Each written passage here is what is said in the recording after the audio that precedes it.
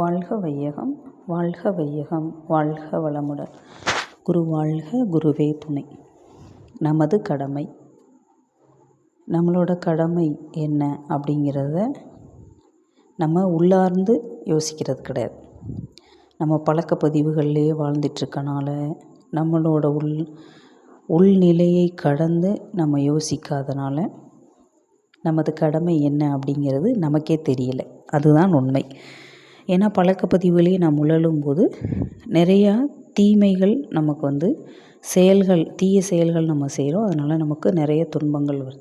இப்போ இந்த துன்பங்கள்லாம் எப்படி வருது என்னங்கிறத நம்ம என்ன பண்ணுறதில்லன்னா ஆராய்ச்சி பண்ணுறதே இல்லை. ஏன்னா அந்த பழக்கப்பதிவில் தான் நாம் அறிவையே மழுங்க செய்கிறோம் அல்லவா.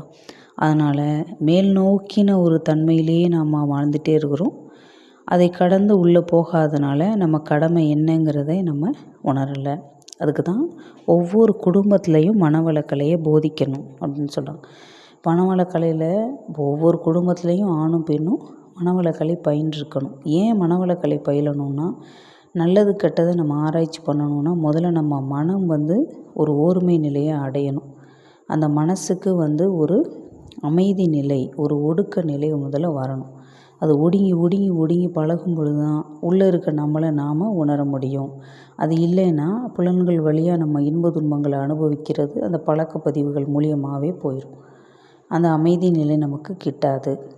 அது மட்டும் இல்லாமல் இப்போ அறிவை நம்ம மேம்படுத்தணும், வளப்படுத்தணும். அப்படி செஞ்சால் மட்டுமே நமது கடமைகளை நாம் சரிவர செவ்வனே செய்ய இயலும்.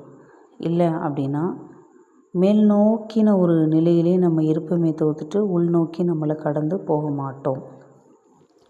இப்போ ஒருத்தர் நல்லா நான் தவம் பண்ணுவேன், இப்போ நான் தவம் இப்போ கற்றுட்ருக்கேன், நல்லா தவம் பண்ண போகிறேன், தவம் பண்ணிவிட்டு கடவுள்கிட்ட நான் வரம் கேட்க போகிறேன் அப்படின்னு சொல்கிறார். அப்போ அவர் கடவுள்கிட்ட வரம் கேட்க போகிறாரு அப்படின்னா என்ன அர்த்தம்? அவர்கிட்ட ஏதோ பற்றாக்குறை இருக்கிறனால தானே, அவருக்கு தேவை இருக்குது, அதனால் கேட்க போகிறார். இன்னொருத்தவங்க என்ன சொல்கிறாரு அப்படின்னா, நான் நல்லா ஆழ்ந்து தவம் பண்ணுவேன், நம்ம பண்ணுற தவத்தில் இறைநிலையே உன் தவத்தில் நீ சிறந்து சித்தியாக இருக்க, உனக்கு என்ன வரம் வேணும் கேளு அப்படின்னு சொல்லி. அப்போ யாருனாலுமே நம்மளை நோக்கி வர அளவுக்கு பண்ணுறதுக்கு பேர் தான் நமக்கு உண்மையான உளப்பயிற்சி. அது இல்லாமல் நம்ம ஒரு தேடுதலை ஒட்டியே நம்ம வாழ்க்கை பயணத்தை நம்ம நகர்த்திக்கிட்டே இருந்தோம் அப்படின்னா அது என்ன அப்படின்னா தேடுதலுக்கான பயணம் மட்டுமே, உளப்பயிற்சி அது அல்ல. இப்போ கடவுள் என்கிட்ட என்ன வரம் வேணும் கேளுன்னு சொன்னால், எனக்கு இன்னும் நிறைய அறிவு வேணும், இன்னும் எனக்கு புத்தி கூர்மை வேணும், ஆழ்ந்து சிந்திக்கக்கூடிய ஒரு ஞானம், இந்த மாதிரி அவங்க கேட்பான் அப்படின்னு அவர் சொல்கிறார். நான் கேட்பேன் அப்படின்னு. அப்போது இது ரெண்டு பேரையும் நம்ம கம்பேர் பண்ணும்போது என்ன அப்படின்னா, இப்போ எனக்கு வரம் என்ன வேணும் அப்படின்னு நான் கேட்பேன் அப்படின்னு சொல்கிறாரு. அவரே உனக்கு என்ன வரம் வேணும், அப்போது நம்மளை நோக்கி நம்ம பக்கம் திரும்புகிற அளவுக்கு நம்மளோட பயிற்சி முறைகளை நாம் மேற்கொள்ளும் பொழுதே மனம் ஓர்மை நிலையை அடைந்து விட்டது என்று அர்த்தம். அந்த நிலைக்கு நம்ம வரும்போது தான் அறிவு ஒரு தெளிவு நிலையில் இருக்குது.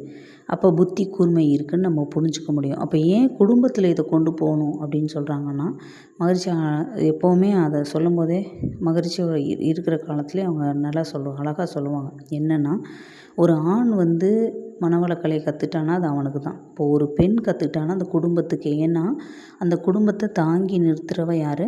பெண்ணே. அப்போது அந்த குடும்பத்தில் உள்ள அத்தனை பேரையும் அனுசரித்து மதித்து அவங்கள்ட்ட உள்ள ஏற்றத்தாழ்வுகளை சகித்து, அதனால தான் விட்டு கொடுத்தல், சகிப்புத்தன்மை, தியாகம் இதுக்கு உகந்தவர்கள் பெண்களே அப்படின்னு மாதிரி சொல்லியிருக்காங்க. அதனால தான் மனைவி நல வேட்பு நாள் கூட அவர் வச்சிருக்கிறார். அவ்வளோ பெரிய மகான். பெண்ணின் பெருமையை பற்றி பேசியிருக்காரு. அப்போது பெண்களுக்கே உண்டான சிறப்பு அது. அப்போ அந்த மாதிரி ஒவ்வொரு குடும்பங்கள்லேயும் நம்ம மனவளக்கலையை கொண்டு போய் சேர்க்கும் பொழுது அந்த குடும்பம் சார்ந்து மட்டும் இல்லை, இப்போ அவங்க முன்னேறும் பொழுது பக்கத்தில் இருக்க சுற்றம், அப்படியே ஊர், சமுதாயம் அத்தனையுமே அப்படி ஒரு முன்னேற்றத்திற்கான ஒரு நிலை நிச்சயமாக அந்த சூழல் வரும். அதனால தான் மகரிஷி குடும்பம் சார்ந்து இதை கொண்டு போய் சேர்க்கணும். ஏன்னா எந்த அளவு நம்மளை செம்மைப்படுத்துகிறோமோ அந்தளவு நம்மளோட குடும்ப உறுப்பினர்களையும் நாம் பார்க்க முடியும். சுற்றம் சூழ அத்தனை பேரையும் நம்ம நல்லா கவனிச்சிக்க முடியும். அது மட்டும் இல்லாமல் அறிவு நிலையில் ஓர்மை நிலை, அந்த அறிவு மனம் எப்போ ஒன்றி அந்த ஓர்மை நிலையை அடையும் போதோ அப்போ அறிவு நிலை என்ன, ஓர்மை அப்படின்னா அந்த ஜீவாத்மாவை அந்த பரமாத்மாவோட ஒரு இணைக்கக்கூடிய ஒரு நிலை எது அப்படிங்கிறத நம்மளால் உணர்ந்து சிந்தித்து செயல்பட முடியும். அதுவே நமது தலையாய கடமை. வாழ்க வளமுடன்.